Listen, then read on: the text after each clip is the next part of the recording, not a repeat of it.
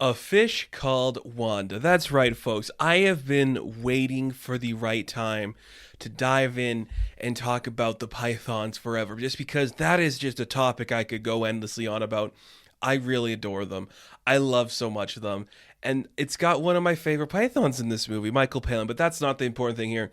I just want to say, kind of before we really get into this film, I really like the Monty Python crew. I think they're all talented, brilliant men who have made some of the best films, some of the best written jokes that just take place in the certain period of time where they are so ahead of itself and so relevant no matter when you watch it. And A Fish Called Wanda, I don't think maybe doesn't like fit that category perfectly of being timeless or reverent in every aspect, but it's still a damn good film. Now, I said it kind of like at the beginning there. My favorite Python is Michael Palin. I just think he is one of the more subtle of the group, and he just does something completely cool and unique that is completely himself. But John Cleese is also a big star of this film. He wrote it, he directed, he was uncredited as the director. He's a lot, and I could probably talk about John Cleese on himself doing other stuff, but I will just say this. He is a lot of personality that sometimes overshadows the other personality in here. And that's okay. I don't talk about a lot of comedy on this channel. If you haven't seen any of these other videos, you might not know that, but comedy to me is kind of a hard topic to get into just because you have to go about it a certain way. Do you look at like the jokes as the driving force for this, or do you look as the narrative? What do you really focus on? And that was kind of hard, but the best thing about this film is that there's actually a really well-developed story in here that would work just as well if it wasn't a comedy. Like, this story can play out perfectly in the dramatic setting because it's a bank heist, it's a love story, it's these powerful characters coming together in this crime heist. It's very cool, and it works really well. So let's meet our fish called Wanda. We have Jamie Lee Curtis in here, who with this film is my most talked about actress in movie tales. This is like the fourth time we've talked about her. She is fantastic in this, and she plays the only female pretty much that gets any, scene time, which is fine. That happens a lot, especially in the 80s, and especially with the crew that's making this movie. She does a pretty good job of handling herself, and I think that's one of the things that I genuinely like about this film was how much she is in command, because it could go either way. There's certain moments, and to me, I think these are played up for jokes. I don't like the joke that much where they're going for, where when you see Otto or you see any of the other male characters speaking a different language like Russian or Italian, it's getting her excited. I don't think the joke works that well. I think it's more just like, okay, we are showing that we can control this woman just because she's so sexually deprived and she wants these things to come. And that to me was just like one of my biggest faults of this film. But in every other scene, she knows how to play the game. She knows who she's betraying. She knows how to do the heist. She knows how to manipulate every man in the world. And I guess that's something very positive about this too, is that every man is portrayed as an equally incompetent person that could be easily manipulated by a beautiful woman. That is not inaccurate. That would happen in the real world. I'm sure it happens all the time, because I'm pretty sure she kisses every male lead in this movie at least once. And that is kind of weird, but I think just because it's Jamie Lee Curtis, she is perfectly comfortable playing that version of the character. Look, True Lies is pretty soon, so obviously she's going to be okay doing some of this stuff.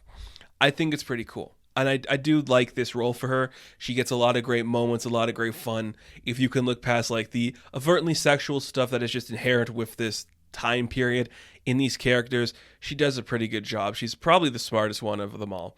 And I think that's kind of cool. I do like John Cleese in this film. He plays Archie Leach, which is a name he got from Cary Grant. And if you guys don't know, Cary Grant's real name is Archie Leach. And he's like, I was a fan. I kind of grew up close to him, so I'm going to try to be Cary Grant here. And it's fun. I do like the idea of playing like the down on your luck guy who is kind of out of his prime, doesn't really get the love he wants. That leads to great comedy. And nobody can do those facial expressions quite like John Cleese, where he's just kind of like overreacting and freaking out at every situation.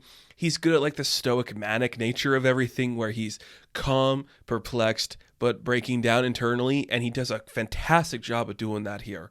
It looks great. It feels great. And this is clearly a script he wanted to make.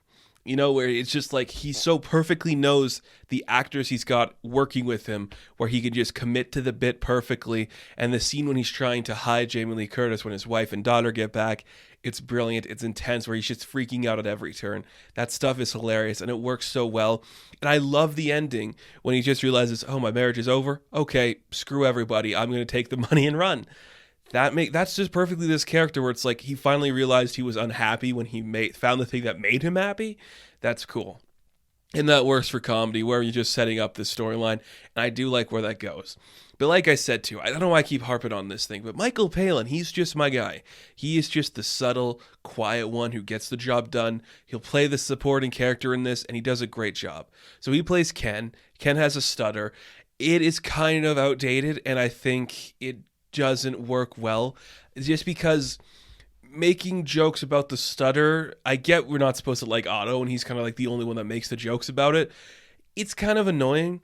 In worse hands, it could be terrible. But I guess Michael Palin's father had a stutter, so he kind of learned a little bit of the mannerisms that go with it. So that's interesting. And that kind of makes for some great comedy. It does lead to some great moments for him. I do like the thing where he loves animals and he accidentally kills 3 dogs. That's pretty funny stuff, because it's just so subversive of what this genre is doing. I do like that. And he's just, again, he's the quiet one. He's doing the subtle work, doing the character work that not everybody else is going to do. He does it perfectly. And it's so fantastic to see him just get his comeuppance here and get everything working out for him. I adore it. It is so fun.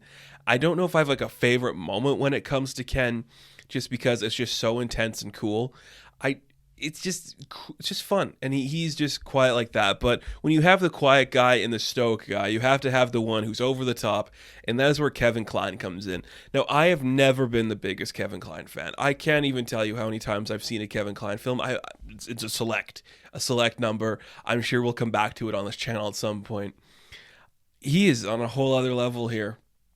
This is a guy just like, oh, I get it. You're going to let me go crazy for a minute? Okay, I'm going to bounce around. I'm going to be restless. I'm going to go all around the world, just act crazy, be the American arrogance that is so perfectly contrived for this story. It's great. I just love like the weird little theme of just like America is better than England and Britain and all that stuff. And he's just trying to show that, and just, it's so cool. It is such a great performance. And he won the Oscar for it, which is amazing, because how does this performance win the Oscar? I think it's a fantastic performance, but it is so against the tropes of what the Oscars do. It's insane to me. But it's so fantastic. He does one of my favorite line deliveries of all time. I honestly love this, and I think about it almost every other day, where he just looks at Jamie Lee Curtis. He's just like, do apes read philosophy? I adore that line. I don't know why that's the one that sticks with me. It is just funny, and she's just like, yes, they just don't understand it, which is just so perfect, because he wants to be seen as the smart guy but doesn't understand anything about what he's talking about, and that is perfect for his character, where he'll just overreact and oversimplify every situation. It's insane. I guess he actually wanted to eat real fish when he was making this, but they're like, you're not eating fish, dude. You're not going to have fish, and that's I love that scene. There's just so much like of those like intensity scenes that I just adore.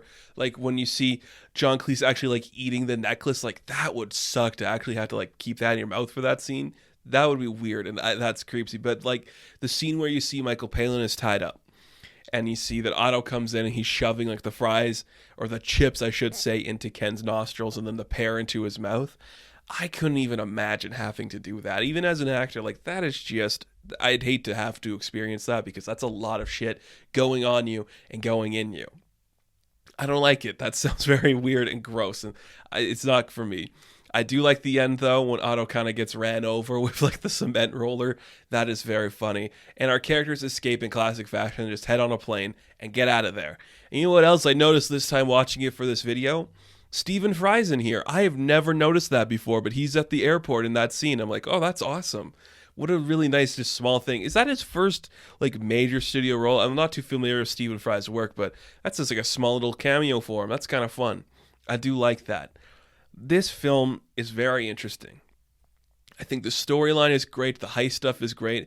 The jokes all work surprisingly well. There's some that are outdated, some that I don't think hold up in the slightest, but you have 4 incredible performers that are leading this, playing into their own strengths: the confident, the crazy, the restless, the stoic. It is all working perfectly to give you such an incredibly nuanced and powerful performance that is just genuinely surprising it's working the way it does. It's a cool film. It does hold up a little bit. There's certain moments where if you are a modern audience, you'd be like, oh, this is a weird choice. But there's also some great Python stuff in there. There's some great stuff with Jamie Lee being the smartest person in the room and just seeing like the way these guys react to everything in these manic, intense ways. It's very impressive because these are professionals at what they do and comedy's their wheelhouse. I do think it works really well. This film's surprisingly good. And I'm surprised I liked it as much as I did, considering I don't think all of it holds up. That's kind of impressive to say, but hey, that's an 80s film. It's going to have those weird moments, but it's not bad. It's not bad at all. So that is going to do it for this rendition of Movie Tales. Now, thank you guys so much for watching this video. Be sure to like and subscribe to the channel. As always, you can check me out on Instagram, TikTok, and Twitter, and I will catch you in the next one. Have fun. Stay safe. Good luck.